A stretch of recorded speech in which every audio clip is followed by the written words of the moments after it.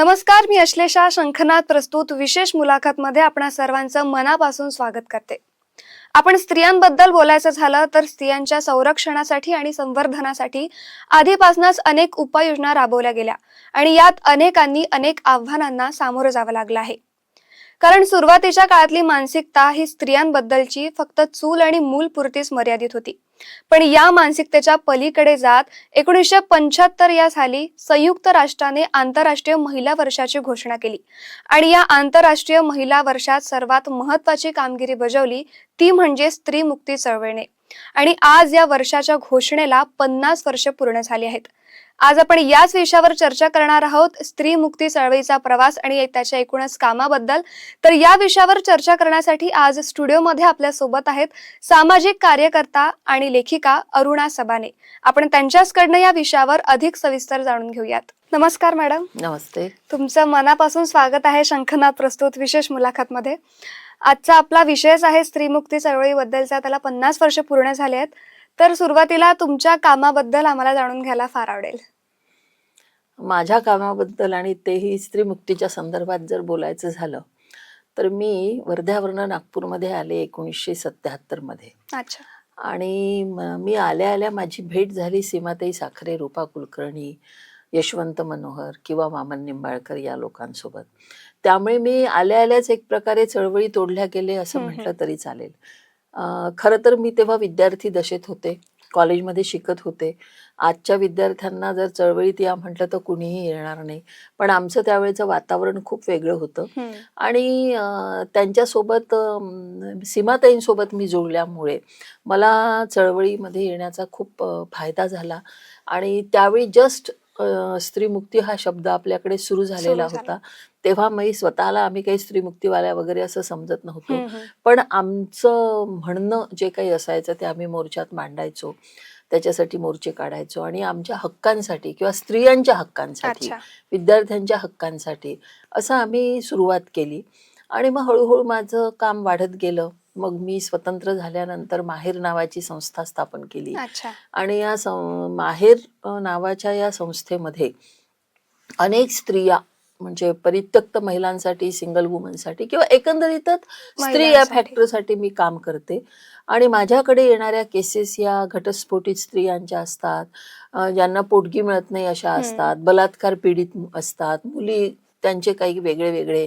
आणि अलीकडे प्रचंड प्रमाणात वाढलेलं प्रमाण म्हणजे आपले विषय म्हणजे एकतर विनयभंग आणि बलात्कार म्हणजे शोषण.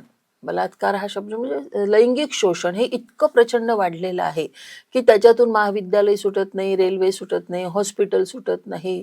तर अशा अनेक केसेस माझ्याकडे येतात आणि त्या संदर्भामध्ये माझं काम सुरू असतं. अच्छा.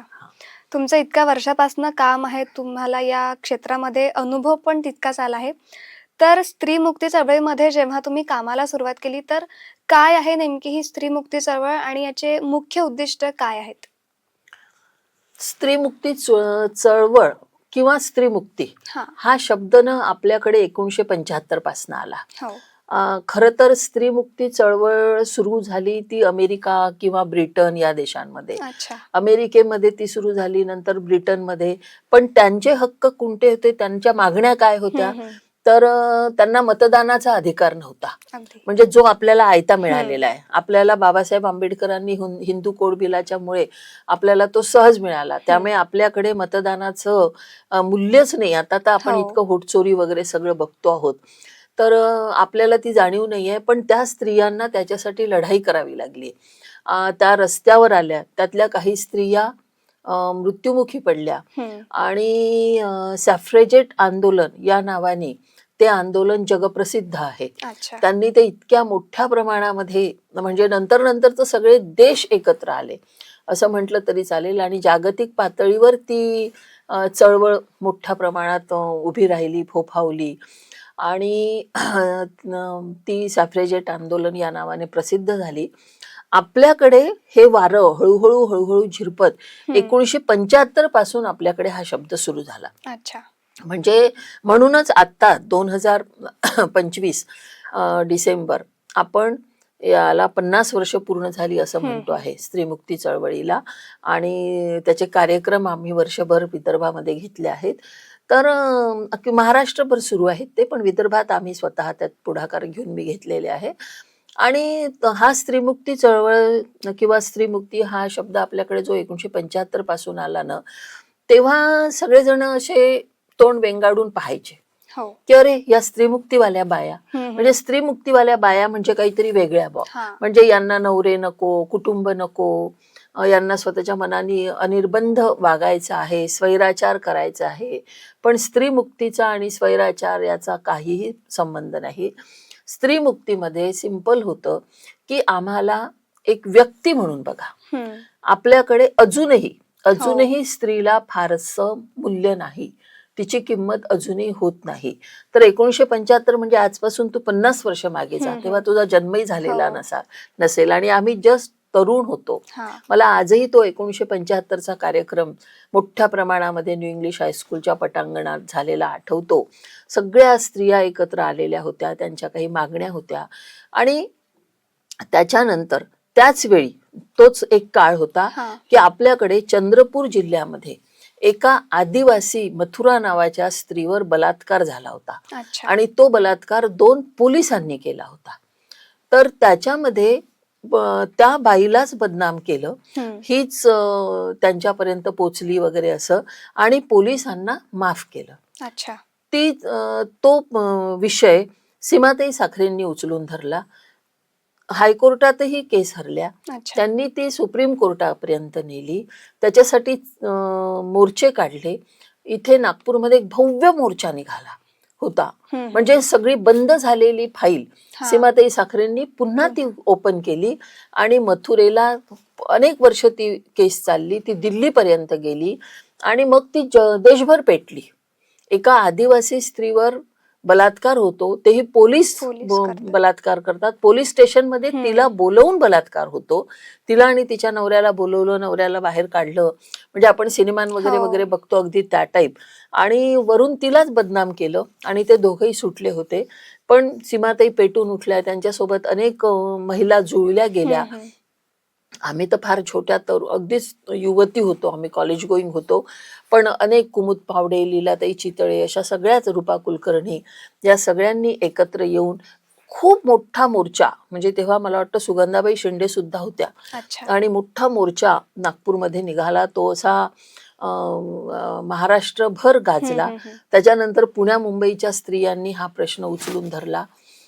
दिल्लीला 4 प्राध्यापिकांनी एक खुलं पत्र हायकोर्टाला लिहिलेलं, सुप्रीम कोर्टाला, सुप्रीम कोर्टाच्या सरन्यायाधीशांना.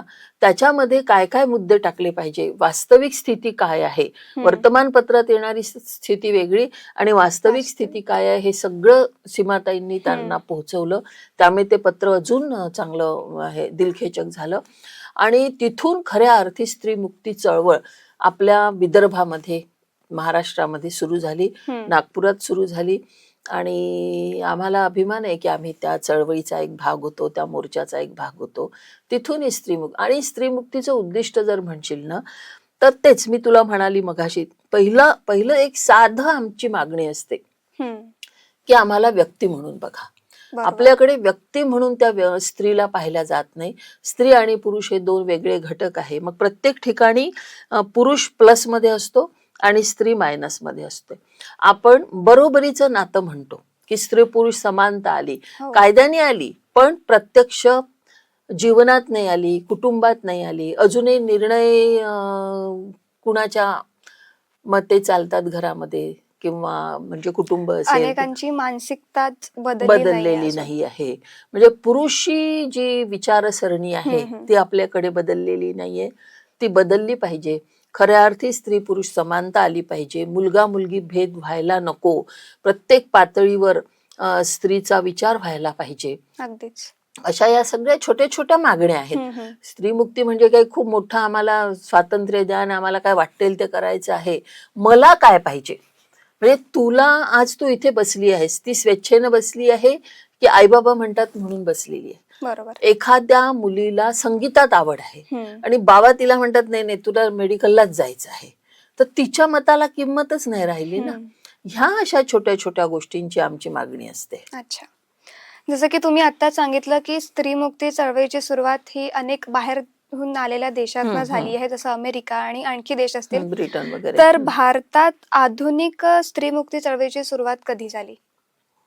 तसं जर पाहिलं, आधुनिक स्त्रीमुक्तीची चळवळ कधी झाली असं जर आपण विचार केला, तर मग पहिल्यांदा सावित्रीबाई फुलेंचं नाव घेतलं पाहिजे. हो. कारण सावित्रीबाई फुल्यांनीच महात्मा ज्योतिबा फुले आणि सावित्रीबाई फुले यांनी महिलांचे प्रश्न धसास लावण्याचा प्रयत्न केला. सगळ्यात पहिल्यांदा तर आपल्यासाठी शाळा त्यांनी हो. उपलब्ध करून दिल्या. मुलींना शाळेमध्ये प्रवेश मिळावा याच्यासाठी त्यांनी संघर्ष केला. मुक्ता साळवींनी तिचा निबंध प्रसिद्ध आहे, त्यावेळी तिने आपली विचार काय आहेत ते मांडले. तेव्हापासून हे जे सगळं सुरू झालेलं आहे, तर याची सुरुवात तेव्हा झाली असंही म्हणता येतं. आणि ताराबाई शिंदे, माझ्या मते तर ताराबाई शिंदे या पहिल्या स्त्रीवादी लेखिका आहेत आपल्या भारतातल्या, महाराष्ट्रातल्या. कारण ताराबाई शिंदेचा स्त्री पुरुष तुलना हा जो निबंध आहे हा फारच महत्वाचा निबंध आहे. म्हणजे महात्मा ज्योतिबा फुल्यांच्या किंवा सावित्रीबाईंच्या समकालीन आहेत ताराबाई शिंदे. म्हणजे आजपासून 250 वर्षापूर्वी, आता जसं मी तुला मथुराची केस सांगितली, त्यावेळी म्हणजे ताराबाईंचं नाव आपण का घ्यावं किंवा ताराबाईंच्या स्त्री पुरुष तुलनात काय आहे, तर त्यावेळी एक बाई, एक म्हणजे विधवा बाई, ती प्रेग्नंट असेल, त्याच्यानंतर तिला बाळ होतं आणि तिच्यावर बलात्कार करणारा किंवा प्रेमातूनही ते बाळ झालं असेल, जे काही असेल, त्यांनी ते नाकारलं. पुरुषांनी बाळ म्हणजे ती जबाबदारीच नाकारली, तर ती मुलगी काय करेल? आजच्याही मुलींना प्रश्न पडतो की आता मी काय करू. तर 250 वर्षापूर्वीच्या त्या मुलीवर, स्त्रीवर काय बेतलं असेल. तर तिने ते बाळ जन्माला तर घातलं, पण त्याला उकिरड्यावर फेकून दिलं. अच्छा. उकिरड्यावर फेकल्यानंतर काही दिवसांनी हे लक्षात आलं की हे कुणातरी तिने बाळ फेकलेलं आहे. शोधाशोध सुरू झाली आणि त्याच्यामध्ये ती विजया नावाची बाई सापडली की या बाईनी हे बाळ असं फेकलेलं आहे. आणि आपले जे सो कॉल्ड उच्चवर्णीय समाज सुधारक, म्हणजे मी उपरोधाने हा समाज सुधारक त्यांना शब्द वापरते, जणू काय आपलीच पूर्ण ही मक्तेदारी आहे बायांना शिक्षा करण्याची, त्या पद्धतीने हे सगळे तिच्यावर तुटून पडले. आणि ही कशी म्हणजे खूप तिला दूषणं लावली, बदनाम केलं, तिच्यावर पेपरबाजी झाली आणि कोर्टात ती केस गेली. हे सगळं हे प्रकरण आहे गुजरात मधलं. अच्छा. पण हे सगळं प्रकरण ताराबाई शिंद्यांनी पेपरमध्ये वाचलं आणि त्यांनी ही केस उचलून धरली आणि त्यांनी असं म्हटलं की जर का प्रेग्नंट होण्यासाठी एका पुरुषाची गरज असते, एकटी बाई तर प्रेग्नंट नाही राहू शकत, जर का एका पुरुषाची गरज असते, तो पुरुषही तेवढाच त्या गोष्टीला कारणीभूत असेल, तर ही एकटीच बाई का या सगळ्या गोष्टींना सामोरी जाईल? हीच कशी जबाबदार? हिलाच कसं तुम्ही शिक्षा देऊ शकता? त्या पुरुषालाही शिक्षा का नको? असा प्रश्न त्यांनी उचलला. ते प्रकरण खूप गाजलं, बरीच त्याच्यावर चर्चा झाली, कोर्ट केसेस झाल्या आणि ताराबाई शिंदे या त्या बाईच्या पाठीशी खंबीरपणे उभ्या राहिल्या. केस जिंकली त्यांनी आणि त्यांनी साफ सांगितलं की हिला जर शिक्षा द्यायची असेल तर त्यालाही शिक्षा द्या, कारण त्या बाळाच्या जबाबदारी त्यांनी नाकारल्यामुळे, त्या बाळाची जबाबदारी त्यांनी पिता म्हणून घ्यायला हवी होती, त्यांनी नाकारल्यामुळे आणि या समाजामध्ये जे रीतिरिवाज आहे त्याला फेस करण्याची शक्ती त्या मुलीमध्ये नव्हती, म्हणून तिला आपलं बाळ उकिरड्यावर फेकावं लागलं. याच्यामध्ये समाजही तेवढाच कारणीभूत आहे. म्हणजे तुम्ही जर का पुरुषाला एक न्याय देत असाल आणि स्त्रीला एक न्याय देत असाल तर हे चालणार नाही. आणि त्यांनी त्या स्त्रीच्या पाठीशी खंबीरपणे उभ्या राहिल्या आणि तिला न्याय दिला, न्याय देण्याचा प्रयत्नच नाही केला तर न्याय दिला. आणि त्यानंतर त्यांनी स्त्री पुरुष तुलना हे एक छोटंसं पुस्तिका लिहिली, पण ती आजतागायत आमच्यासाठी गीतेसारखी, गीते एवढीच महत्वाची आहे. आणि म्हणून मी ताराबाई शिंद्यांना सुद्धा स्त्री मुक्तीची चळवळ सुरू करण्यास कारणीभूत आहेत किंवा त्यांनी सुरू केली असं आपण म्हणू शकतो. तर महात्मा फुले आहेत, सावित्रीबाई आहेत, ताराबाई आहे, रमाबाई आहेत, अशी ही एक परंपरा आपल्याकडे चालत आलेली आहे. आणि नंतर मग 1975 पासून आपण पूर्वी बोललेलोच आहोत. या चळवळीच्या माध्यमातून दलित असेल किंवा आदिवासी किंवा ज्या अल्पसंख्याक महिला असतात ज्या क्षेत्रातील, त्यांचे प्रश्न या चळवळीच्या माध्यमातून कसे हाताळले जायचे? खरं सांगायचं तर फारसे हाताळलेच गेले नाही. हं. खरं तर बाबासाहेब आंबेडकरांनी आपल्याला संविधान दिलेलं आहे हो. आणि बाबासाहेबांनी संविधानामध्ये सगळ्यांना त्यांचे त्यांचे अधिकार दिलेले आहेत, कायदाच करून ठेवलेला हो. आहे. हिंदू कोड बिल्लासाठी बाबासाहेब स्वतंत्रपणे भांडले. म्हणजे अनेकांना असं वाटतं की बाबासाहेबांनी फक्त दलितांसाठी काम केलेलं आहे, असं मुळीच नाहीये. हो. बाबासाहेबांना इथल्या प्रत्येक स्त्रीची काळजी होती. प्रत्येक स्त्रीसाठी म्हणजे वारसा हक्काचा कायदा हम्म, किती हम्म, मोठा, किती महत्वाची गोष्ट आहे ही. नाही तर तुला आणि मला आईबाबांच्या इस्टेटीत आज काही चॉईसच नसता हो. राहिला, व्हॉइस नसता राहिला. घटस्फोटाचा अधिकार बाबासाहेबांनी आपल्याला दिला. दत्तक विधान पहिल्यांदा आपल्या म्हणजे मुलींना, स्त्रियांना दत्तकाचा अधिकार नव्हता, बाबासाहेबांनी दत्तकाचा अधिकार दिला. असे अनेक अधिकार बाबासाहेबांनीच स्त्रियांना दिलेले आहेत. पण आणि कामगारांसाठी सुद्धा बाबासाहेबांनी स्वतंत्र कायदे करून ठेवलेले आहे. म्हणजे मुळात त्यांचं तर असं म्हणणं होतं की खाणीमध्ये स्त्रियांनी कामच करायला नको, हम्म. पण जर करत असतील तर जेवढं वेतन पुरुषांचं आहे तेवढंच वेतन स्त्रीला पण मिळालं पाहिजे. अगदीच. त्यांना तिथे स्वच्छता गृह बांधा. हम्म. त्या कामगार महिलांसाठी खाणीच्या बाजूला स्वच्छता गृह बांधा असं सांगणारे बाबासाहेब आहेत. आजही नागपूर सारख्या शहरामध्ये, नागपूरची लोकसंख्या मित्रांनो आज 25-26 लाख आहे. तुम्हाला माहिती आहे आपल्याकडे टॉयलेट्स किती आहे? स्वच्छतागृह, सुलभ स्वच्छतागृह नागपूर सारख्या शहरात किती आहेत माहिती आहे? फक्त 100. 1985 मध्ये वगैरे मी आणि डॉक्टर रूपाताई कुलकर्णी यांनी या स्वच्छतागृहासाठी बरेच प्रयत्न केले, पण फार काही त्याच्यात वाढ झाली नाही. आत्ता 4-5 वर्षांपूर्वी परत एकदा आम्ही हे आंदोलन उभं केलं, मी आणि माझ्या काही मैत्रिणींनी, आणि त्याच्यानंतर जे पहिल्यांदा 90 होते त्याच्यात वाढ झाली आणि आजच्या घटकेला ते 100 झालेले आहेत. अच्छा. तर आजही आपल्याकडे नागपूर सारख्या शहरामध्ये, ज्याला आपण उपराजधानी म्हणतो, होऊ शकते उद्या राजधानी पण होईल, कारण देवेंद्र फडणवीस आहे तर काही पण होऊ शकतं. अगदीच. तर आणि स्मार्ट सिटी आपण म्हणतोच याला. तर या शहराची अशी अवस्था आहे.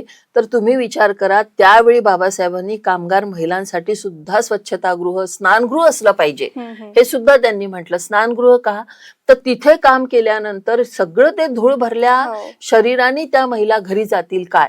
घरी गेल्या गेल्या त्यांची मुलं बाळ त्यांच्या अंगाखांद्यावर येतील, त्यांना त्वचारोग होईल, या स्त्रियांना त्वचारोग होईल अशात जर त्या घरी गेल्या तर. या सगळ्या गोष्टींची त्यांनी काळजी घेतली आणि तरीही फारसा फरक झाला नाही. आजही म्हणजे बाबासाहेबांनी आरक्षण दिल्यामुळे किंवा शिक्षणाची सुविधा शाहू महाराजांपासून जी दलितांसाठी स्वतंत्रपणे शिक्षणाची व्यवस्था केली, या गोष्टीचा टप्प्याटप्प्याने नक्कीच फायदा झाला, पण सगळे प्रश्न अजूनही संपलेले नाही आणि दलितांचे खूप प्रश्न मार्गी लागले, पण आदिवासींबद्दल कुणीही बोलत नाही. स्वतः आदिवासी समाजातले नेतेही फार काही यासाठी लढण्यास तयार आहेस असं दिसत नाही, किंवा सामाजिक कार्यकर्ते त्यातून खूप तयार होतात आहे आणि ते आपल्या हक्कांसाठी लढतात आहे असंही दिसत नाही. बाबासाहेबांनी दलित समाजातून खूप कार्यकर्ते तयार केले, किंवा शाहू फुले आंबेडकरी या चळवळीतून बहुजन लोक खूप या चळवळीमध्ये सामील झाले. तसे आदिवासींमध्ये फार कमी कार्यकर्ते आहेत आणि त्यामुळे त्यांचे प्रश्न अजूनही धसास लागलेले नाही असंच आपल्याला दुर्दैवानं म्हणावं लागतं. अच्छा. स्त्रीमुक्ती चळवळीला आता 50 वर्ष पूर्ण झाले आहेत त्या संकल्पनेला. तर आजच्या काळात स्त्रीमुक्ती चळवळ कोणत्या नवीन समस्यांशी लढत आहे का? हो, आता प्रश्न वेगळे झालेले आहेत. तो काळ असा होता की छोट्या छोट्या प्रश्नांसाठी लढावं लागत हो. होतं. आता जवळजवळ शिक्षणाचं प्रमाण प्रचंड वाढलेलं आहे. म्हणजे 90% साक्षर महिला झाल्यात असं कागदोकागदी तरी दिसतं आहे. स्त्रिया अर्थार्जनासाठी घराच्या बाहेर पडलेल्या आहेत. बऱ्यापैकी नोकऱ्या करतात, कुटुंब सांभाळतात, मुलांवर चांगले संस्कार होऊन राहिले, त्यामुळे मुलंही शिकण्यास तत्पर असतात. हे सगळं जरी होत असलं ना, तरी दुसरीकडे राजकीय दृष्टिकोनातून जर का आपण पाहिलं तर स्त्रियांची होरपळ खूप वाढलेली आहे. त्यांना दुहेरी सर्कस करावी लागते. एकीकडे कुटुंबही सांभाळायचं आहे आणि दुसरीकडे आपला जॉब पण सांभाळायचा आहे. जॉबमध्ये काही त्यांना तुम्ही कौटुंबिक स्त्री आहात म्हणून काही एक्सक्युजेस नाही आहेत. नाहीयेत. आणि जेव्हा आपण स्त्री पुरुष समानतेच्या गोष्टी करतो हम्म. तर ते एक्सक्युजेस मागण्याची सुद्धा आपली मग हे नकोच म्हणजे. तर अशा परिस्थितीमध्ये तिची कुचंबणा खूप वाढलेली आहे. वाढती महागाई, प्रचंड वाढत्या महागाईमुळे बाईला घराच्या बाहेर पडणं अपरिहार्य झालेलं आहे. आपले जसं जसं ग्लोबलायझेशन वाढलेलं आहे तसतशा आपल्या गरजा आपण खूप वाढवून ठेवल्या आहेत. वाढलाय असं मी म्हणणार नाही. माझ्याजवळ कार हवी की स्कूटी हवी हा चॉईस माझा आहे. माझी जर का गरज स्कूटीनी होत असेल पण मला 1.5-2 लाख रुपये पगार आहे ना, मग मी का कारने जाऊ नये. तर या ज्या सगळ्या सुखोपभोग मला घ्यायचा आहे, मला फ्लॅटमध्ये नाही राहायचं, मला बंगल्यात राहायचं आहे, मला एसी पाहिजे आहे, म्हणजे मला सगळंच पाहिजे आहे. त्यामुळे हा जो हव्यास वाढतो आहे त्यापायी कुटुंबात वेळ कमी आणि बाहेर वेळ जास्त असं झालेलं आहे. दुसरी महत्वाची गोष्ट ही वाढलेली आहे की बाहेर नोकरी करत असताना स्त्रियांना अनेक वेगवेगळ्या पातळीवर लढावी लागत आहे. त्याच्यात आता मी जे सामाजिक कार्य स्वतः करते त्यामुळे सांगू शकते, आत्ताची जी परिस्थिती आहे या 10-12 वर्षामध्ये बदललेली, प्रचंड प्रमाणामध्ये बायांचं काय म्हणता येईल त्याला, विनयभंगाचे प्रकार वाढलेले आहे, प्रचंड प्रमाणात वाढलेले आहे. आणि हे ना आपसात होऊन राहिलं आहे. म्हणजे ती ज्या महाविद्यालयात काम करते तिथले प्राध्यापक तिला त्रास देतात, कार्यालयामध्ये काम करते तिथलेच तिचे कलिग काम करतात. म्हणजे एक काळ असा होता की कलिग म्हटलं की तो कसा भावासारखा असायचा, आपला पाठीराख. घरचे लोक सुद्धा बिनधास्त असायचे की अरे आहे, 4 मुलं पण आहेत तिच्यासोबत, असं वातावरण होतं. म्हणजे आम्ही 50 वर्षापूर्वी कॉलेजमधून येताना आमच्या आई वडिलांना हे माहित असायचं की आमच्या वर्गातले मुलं आम्हाला सोडून देतील. रात्रीचे गॅदरिंग व्हायचे, रात्री आम्ही वापस यायचो घरी, तर आई वडील निश्चिंत असायचे. त्यांच्यानंतर मी स्वतः जेव्हा आई झाले, माझ्या मुली जेव्हा मोठ्या झाल्या, मी बिनधास्त असायचे.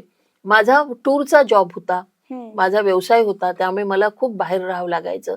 पण माझ्या मनात हा प्रश्न कधीच येत नसे की बापरे 8 वाजले तरी मी बाहेर आहे, 9 वाजले तरी मी बाहेर आहे, माझ्या मुली घरी आल्या असतील की नाही, हा विषयच नसायचा. त्या येणारच होत्या, राहणारच होत्या, शेजारच्या लोकांचं लक्ष राहणारच होतं त्यांच्याकडे. कधीही असे वेगळे विचार मनात येत नव्हते. आज माझ्या नातीचा शाळा 4 वाजता संपते आणि ती 4:30 पर्यंत तिची व्हॅन घरी येते रेग्युलरली. एक दिवस जर का 4:30च्या पुढे काटा गेला, 4:40 झाले, 4:45 झाले, तर जीव धाकधूक व्हायला लागतो की अरे काय झालं काय झालं. तेवढ्या वेळात लगेच मी मोबाईल करते की त्या व्हॅनवाल्याला, ड्रायव्हरला, अरे काय झालं, कुठे आहेस, काय. कारण आपण वातावरण जे बदललेलं पाहतोय. म्हणजे 3 वर्षाची मुलगी पण यातून सुटत नाही आहे.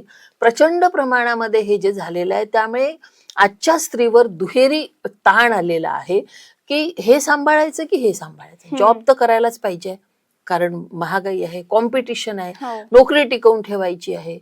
IT क्षेत्रामध्ये तर म्हणजे कॉर्पोरेटमध्ये तर भयंकर कॉम्पिटिशन आहे.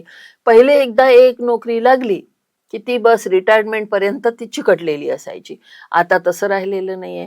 त्यामुळे ती सतत तणावग्रस्त आहे. इतकी आव्हानं वेगवेगळ्या पद्धतीची तिच्या समोर आहे आणि या आव्हानांना सामोरं जाता जाता तिची खूप धावपळ होते आहे, कुचंबणा होते आहे.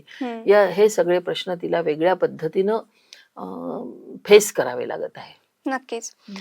सुरुवातीच्या काळापासून स्त्री मुक्ती चळवळीबद्दल जे काही काम करण्यात आलं तर त्याचा जो मुख्य उद्देश आपण आजच्या भाषेत फ्रीडम असा म्हणू शकतो. तर आजचं चित्र बघता महिलांना खरंच फ्रीडम मिळालं आहे का, असं वाटतं का तुम्हाला?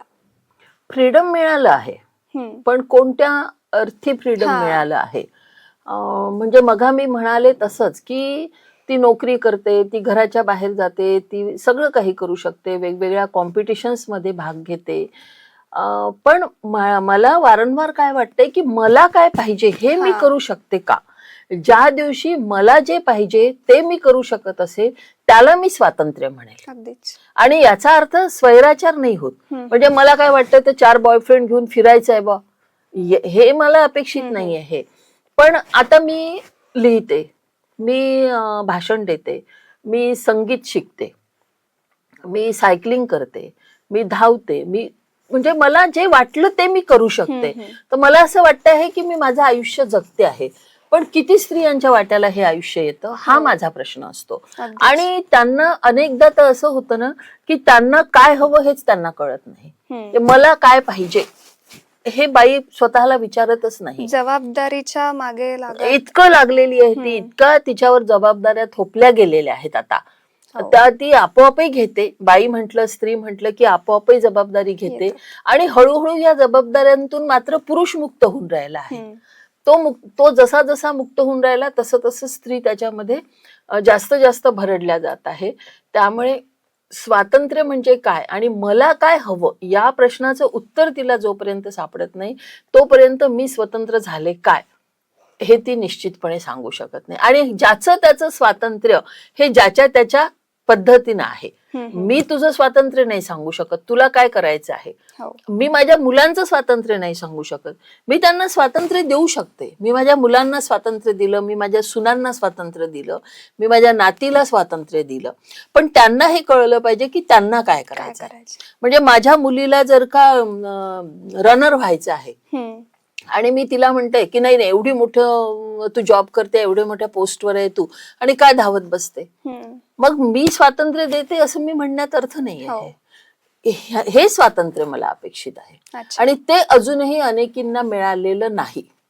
फक्त शिकणे, फक्त नोकरी करणे, चांगले चांगले कपडे घालून रात्री 9-9, 10-10 वाजेपर्यंत फिरणे याला स्वातंत्र्य म्हणावं असं मला तरी वाटत नाही. अगदी बरोबर. मला काय हवं हे ज्या दिवशी तिला कळेल आणि त्या पद्धतीनं जर का ती काम करू शकत असेल तर ती स्वातंत्र्य उपभोगते आहे, आपल्या पद्धतीनं जीवन जगते आहे असं मी म्हणेल.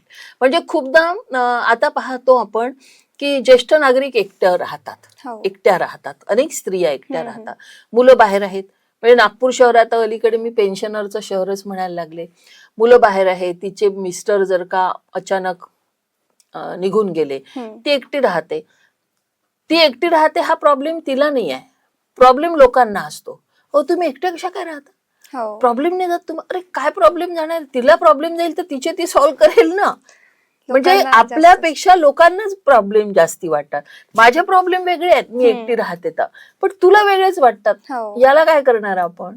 तर प्रत्येकाचा हा आयुष्य जगण्याचा एक वेगळा तरीका असतो त्या पद्धतीने. आणि आपले प्रश्न आपणच सोडवू शकतो. आपले प्रश्न सोडवायला दुसऱ्यांनी कोणी यावं तर मग तुमच्या शिक्षणाला अर्थच काय राहिला, आहे की नाही. आपण निर्णय जर घेत असू तर आपल्या ज्या काही समस्या येत असतील त्याला फेस करण्याचं कर्तव्यही आपलंच आहे. म्हणजे मी माझ्या मुलांना नेहमी म्हणते की तुम्ही स्वातंत्र्य घ्या, पण मग त्या स्वातंत्र्यामुळे येणाऱ्या जबाबदाऱ्याही तुम्हीच घ्या. नाहीतर स्वातंत्र्य आम्ही घेऊ आणि प्रॉब्लेम आले तर सोडवायला तुम्ही या पॅरेंट्सनी, हे नाही चालणार. मग म्हणजे आजच्या पिढीने तर नकोच अशा अपेक्षा ठेवायला. बरोबर. तुम्ही जसं आता थोड्या वेळा आधी बोलला होता की समवेतनाबद्दल, की कामाच्या ठिकाणी स्त्री पुरुष दोघांनाही समवेतन देणं हे तितकंच गरजेचं आहे. तर हा हक्क पूर्णपणे कधी लागू होईल असं तुम्हाला वाटतं? ऍक्च्युअली समवेतनाचा कायदा कधीचाच आलेला आहे. पण कायदा आपल्याकडे अनेक गोष्टी कागदांवर आहेत, पण प्रत्यक्ष येणं त्याच्यासाठी आपल्यालाच ठरवायचं आहे. तो कधी येणार आहे ही तारीख कोणीच नाही सांगू शकत, कुठलंच शासन तुम्हाला देणार नाहीये. ते आपल्याला ठरवायचं आहे, आपल्याला एकत्र यायचं आहे. स्त्रियांना पुन्हा एकदा मोर्चे काढायचे आहे, पुन्हा एकदा एक मोठं आंदोलन करायचं आहे, तरच तुम्हाला समान वेतन मिळणार आहे. तोपर्यंत तुम्हाला समान वेतन कोणीही देणार नाही हे मला तर नक्की वाटतं आहे. कारण की बोलणं वेगळं, सरकार खूप वेगळं बोलतं. साध्या स्त्रियांच्या समस्या त्यांना सोडवता नाही येऊन राहिल्या आहेत. रोजगारांचे प्रश्न वाढले त्याच्याबद्दल काहीच त्यांना चिंता नाही आहे. शिक्षणाची सगळी धुळधाण झालेली आहे. कित्येक शाळा बंद झालेल्या आहेत. जिल्हा परिषदेच्या 600 शाळा बंद होणं इट्स नॉट ए जोक. रोज आपल्याकडे 1 कोटीपेक्षा जास्ती मुलं किंवा लोक म्हणू आपण, हे उपाशी राहतात या देशामध्ये. याची कुणाला चिंता नाही आहे. तर हा तर त्यांच्या दृष्टीने काय मिळताय ना, तुम्हाला त्याला 60,000 मिळत आहे तर तुला 50 तर मिळून राहिले ना, काय प्रॉब्लेम आहे. पण का मी पण 8 तास काम करते, तो पण 8 तास काम करतो, तर का उलट आता काम वाढलेलं आहे, तुमचे हो. 12 तासाचे अवर झालेले हम्म. आहेत. तर हे आपलं आपल्यालाच मिळवायचं आहे. त्यामुळे आपण याची तारीख किंवा याचं सरकार, की हे सरकार गेलं आणि दुसरं येईल तर असं काही होईल बा, असं काही होत नाही. ते फक्त आपल्याला आमिष दाखवत असतात. लाडक्या बहिणींचं काय झालं हे आपण आता पाहतोच आहे. अगदीच. प्रत्येक सरकार येतं, त्यांना यायचं असतं म्हणून ते आमिष देतात. पण आजपर्यंतचा इतिहास आहे की आपल्याला जे मिळालं त्याच्यासाठी आपण लढलेली आहे. म्हणजे हिंदू कोड बिलासाठी बाबासाहेबांना शेवटी राजीनामा द्यावा लागला, तेव्हा कुठे त्यातल्या अनेक गोष्टी लागू झाल्या. खरंच काही काही गोष्टी या फक्त कागदोपत्रीच असतात, त्याची साक्षात अंमलबजावणी झालेलीच नसते. तर तुमच्या मते सशक्त महिला या शब्दाची व्याख्या काय आहे? सशक्त महिला, मी मगाशी जसं म्हणाले की कुठल्याही परिस्थितीला मी फेस करू शकते. कुठल्याही परिस्थितीमध्ये माझे निर्णय मी जे घेतले त्याची अंमलबजावणी मी करेल. मी फक्त शिकले, मी चांगला जॉब करते किंवा मी एक मोठा व्यवसाय करते म्हणजे मी यशस्वी आहे असं होणार नाही. तर आलेल्या संकटांना सुद्धा मला त्याच पद्धतीनं लढता येईल. माझं मागणं काय आहे हे मला ठेवता येईल. माझ्या मागण्यांसाठी मला समोरच्या व्यक्तीसोबत झगडताही येईल. मला तत्ववादी पद्धतीनं जगता येईल. अशा सगळ्या गोष्टींचं मिश्रण म्हणजे एक सशक्त नागरिक असं मी तरी म्हणेल. नक्कीच. आज या चळवळीला इतके वर्ष पूर्ण झाले आहेत, तर या चळवळीचं जे मुख्य यश होतं किंवा जो एम ठेवून हे करण्यात आलं होतं की हे आपल्याला साधायचं आहे, तर ते पूर्ण झालं आहे का? नाही, पूर्ण नाही झालं, पण बऱ्याचशा गोष्टी मार्गी लागल्यात असं आपण म्हणू शकू. पूर्ण त्या दिवशी होईल ज्या दिवशी या देशामध्ये रात्री बेरात्री इथली स्त्री बिनधास्तपणे फिरू शकेल. नक्कीच. एकाही स्त्रीला, खेड्यातली असेल की कुठली असेल, एकाही स्त्रीला बाहेर संडाससाठी जावं लागणार नाही. एकाही स्त्रीला डोक्यावर घागर घेऊन पाण्यासाठी 5-5 किलोमीटर 2-2 किलोमीटर अंतर पार करावं लागणार नाही. प्रत्येकाला पोटभर जेवण मिळेल असं वातावरण ज्या दिवशी निर्माण होईल त्या दिवशी मला असं वाटेल की आपली चळवळ यशस्वी झालेली आहे. तोपर्यंत ही सगळी वरवरची लोतापोती आहे असं मला वाटेल. शिक्षणात प्रगती झाली, मुली शिकल्या, मुली नोकरीला लागल्या, मुली अर्थार्जित झाल्या, तरीही उच्च शिक्षण, तांत्रिक शिक्षण याच्यामध्ये पाहिजे तशी प्रगती झालेली नाही. मेंटली जोपर्यंत आपण सुशिक्षित होत नाही, शिक्षण आणि डिग्र्यांनी माणूस सुशिक्षित होत नसतो. तुमचे विचार काय आहे, आपण विचारांनी प्रगल्भ झालो आहोत का याचा विचार केला पाहिजे. ज्या दिवशी आपण विचाराने, आपण म्हणजे उगाच स्त्रियांना बदनाम करण्यात अर्थ नाही की 2 बाया एकत्र 4 बाया एकत्र आल्या तर त्या काय करतात तर गॉसिपिंग करतात, असं मुळीच नाही. पुरुष पाणठेल्यापासून सगळीकडे बायकांवर गॉसिप करतात. डिवोर्स झाल्यानंतर सगळ्यात पहिल्यांदा बदनामी कुणाची होते तर स्त्रीची. आणि कशाच्या बाबतीत? चारित्र्याच्या बाबतीत. कुणाच्याही चारित्र्यावर बोलण्याचा कुणालाही अधिकार नसतो, पण ते विषय चघळले जातात. प्रत्येकाला स्वतःचं स्वतंत्र आयुष्य आहे, त्यांनी ते कसं जगावं हा त्यांचा विषय आहे, पण त्यांच्याच चारित्र्याबद्दल हे प्रश्न चघळले जातात. तर आपण मानसिक दृष्ट्या प्रगल्भ होण्याची गरज आहे. जोपर्यंत आपण मानसिक दृष्ट्या प्रगल्भ होत नाही तोपर्यंत ती व्यक्ती प्रगल्भ होते असं मला वाटतच नाही. नक्की. तुम्ही शेवटी महिलांना काय सांगाल की ज्या महिला अजूनही या सगळ्यातून जात आहेत, म्हणजे त्यांना वारंवार ते फेस करावं लागतं पण ते कधी उचलत नाही आवाज त्या विरुद्ध? काय फेस करावं लागतं? अनेक गावाकडच्या जर महिलांचं बोलायचं झालं तर घरातल्यांचं काही प्रेशर असतं की नाही तू आपल्या मनाप्रमाणे न वागणं जे काही असतं, त्या महिलांसाठी तुम्ही काय सांगाल? बघ कसं आहे, गावातली बाई आणि शहरातली बाई याच्यात खूप फरक आहे असंच मला वाटत नाही. कारण माझ्याकडे ज्याही केसेस येतात ना, तर जे प्रश्न गावात आहे, जसे नवरे गावात वागतात तसंच शहरातले नवरे पण वागतात. अगदी खूप शिकलेले, खूप चांगल्या पोस्टवर असलेले नवरेही जेव्हा भांडतात तेव्हा बाईसोबत अत्यंत घाणेरड्या, म्हणजे तिला कचऱ्या समान ते समजतात, अगदी कसपटा समान समजतात. पायातली वाहन पायातच बरी अशी त्यांची डोक्यामध्ये बसलेली आजही भावना आहे. तर मला असं वाटतं की प्रत्येकीनं स्वतःच्या बलबुत्यावर विश्वास ठेवला पाहिजे. म्हणजे मला नवरा घरात ठेवतो आहे म्हणजे खूप काही उपकार करतो आहे, या भावनेनं जगणारी जी गावातली बाई असेल, अर्थार्जित होणाऱ्या स्त्रीवरही तेवढेच अत्याचार होतात हे लक्षात घ्या. पगार कमावणारी, अगदी बँकेत नोकरीला 1-1, 1.5-1.5 लाखावर काम करणाऱ्या बायांच्या सुद्धा केसेस माझ्याकडे आहेत, ज्या आजही सहन करतात. म्हणजे अलीकडे जे म्हटलं जातं ना, की मुली सहनच करत नाही म्हणून डिव्होर्स होतात, मुली सहनच करत, असं अजिबात नाहीये. आजच्याही मुलीला संसार हवा आहे. ती आजही सहन करतेच आहे. पण आपण नुसतंच सहन करणं हे त्याच्यावरचं औषध नाही आहे. सहन करणं म्हणजे दुसऱ्या माणसाला आपल्यावर अत्याचार करण्याची संधी देणं आहे. तर ही संधी अजिबात देता कामा नये. आपण आपल्यावर विश्वास ठेवला पाहिजे. आलेल्या प्रश्नांना फेस करण्याची शक्ती आपण निर्माण केली पाहिजे. आणि मला असं वाटतं की जोपर्यंत आपण या सगळ्या गोष्टी स्वीकारत नाही की ही परिस्थिती येऊ शकते बा, हे असं काही खूप वेगळं काहीतरी घडताय असं काही नाहीये, हे होणारच आहे, घडणारच आहे. पण त्याला हे खमकून आपल्याला सांगता आलं पाहिजे की तुला नीट राहायचं असेल तरच आपला हा संसार होऊ शकतो. कुठल्याही परिस्थितीमध्ये संसार पार पाडण्याची, पार करण्याची जबाबदारी एकट्या माझी नाही आहे. त्यालाही संसार हवाय, मलाही संसार हवाय, मुलांसाठी आई बाबा दोघंही हवे आहेत. पण तूही तेवढीच जबाबदारी घे. तू माझ्याशी वाटेल तसा वागशील तरीही मी या घरात राहीलच असं तू समजू नको. ही भावना जोपर्यंत त्याच्यापर्यंत पोहोचत नाही की अरे काही कुछ तो भी हो सकता है, पुरुष आपल्याला गृहीत धरतात.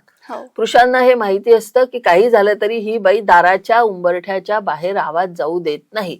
तो आवाज एकदा बाहेर गेला की याला थोडीशी तरी लाज वाटेल. तर बाईनी खमकेपणाने जगावं असं मला वाटतं.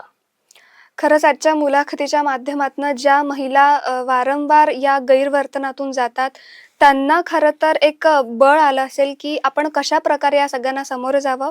आणि हे पुन्हा एकदा अधोरेखित झालं आहे की जर आपल्याला स्वतःसाठी काही बदलायचं असेल तर स्वतःच त्याचा आवाज उठवावा लागेल. खरंच तुम्ही आज या विशेष मुलाखतसाठी आला, तुमचं मनापासून आभार. आणि पुन्हा एकदा सशक्त स्त्री म्हणजे काय आहे हे महिलांपर्यंत अगदी चांगल्या पद्धतीने पोहोचवल्याबद्दल तुमचं मनापासून धन्यवाद. आपल्याकडे सशक्त स्त्रीचं मोठं उदाहरण आहे इंदिरा गांधी, सोनिया गांधी. कुठल्याही परिस्थितीत न डगमगता, म्हणजे सोनिया गांधींना किती वेगळ्या आणि भयंकर घाणेरड्या पद्धतीनं ट्रोल केल्या जात आहे, पण ती उत्तर न देता आपलं काम करत आहे. काम करत राहणे हा सगळ्यात बेस्ट उपाय आहे. म्हणजे मी नेहमी म्हणत असते, माझ्या आत्मचरित्रातही हे वाक्य मी अधोरेखित केलेलं आहे की हाथी चलता है कुत्ते भोगते है. अगदी बरोबर. खरंच महिलांसाठीचं हे कार्य असंच पुढे सुरू राहावं आणि एक दिवस महिला नक्की सशक्त होतील अशी आपण खात्री बाळगूया. बिलकुल बिलकुल. नमस्कार. मला इथे बोलवलं त्याबद्दल धन्यवाद. तुमचं पण मनापासून आभार.